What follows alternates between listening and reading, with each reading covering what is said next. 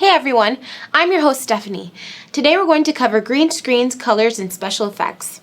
At the end of all this, you'll have a solid understanding of color matching as well. So get your color palette out and let's get right to it. About 15 seconds. Stand by on 12. 3, 2, 1. Music, mic, yours. These days, everyone uses green screens and special effects. The technology has gotten so advanced that most of the time people can't even tell when a green screen is being used. It's also a technology that has become more accessible. In the past, only Hollywood blockbusters and big-time directors had access to special effects, CGI, and green screens. But now that same technology, or something pretty similar, is available to anyone with a computer and a green sheet, as long as they know how to use it. Even casual YouTubers are using green screens and special effects for their videos. Before we get ahead of ourselves, we should define all of these terms just as a refresher. The first term we're going to get a solid definition of is green screen. Even though the term includes the word green in it, it's actually referring to any colored background. Green screens are usually green because they're bright and not close to any human skin tone in color.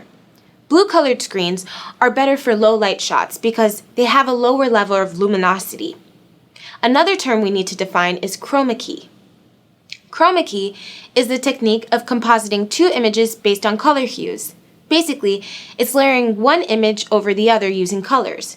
The term stems from the fact that every color has a chroma range of hues. Then there's keying. Keying is the process of scratching the paint of a car that belongs to someone you're not a fan of. Boom, still got it. Just kidding. Keying is using video editing software to actually remove the green screen background in post-production. Keying will essentially make the background fully transparent. That transparent background can be filled in with different images or video.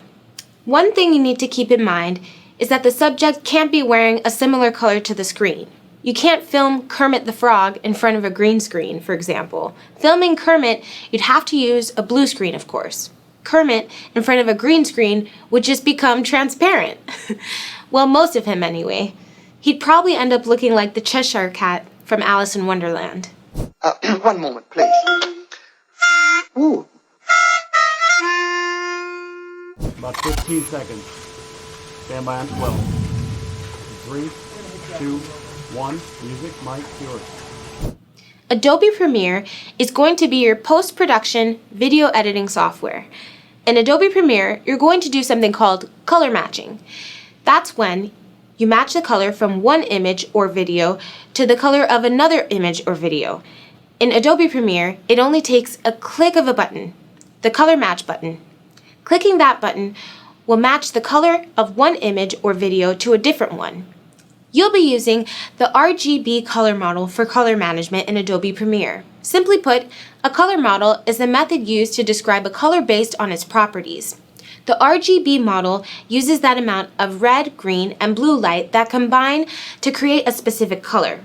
It uses red, green, and blue because that's what our brain uses to calculate color as well. The RGB model is basically a map or coordinate system of colors. The coordinate points are how much red, green, and blue a specific color has. You can manually match each color in Adobe Premiere using RGB model and Premiere's color wheel. You'll get more and more familiar with green screens, editing, and special effects as you practice. It might take a long time before you get to a Marvel movie or Star Wars green screen status, but keep those aspirations. With green screens, any background image or video is possible.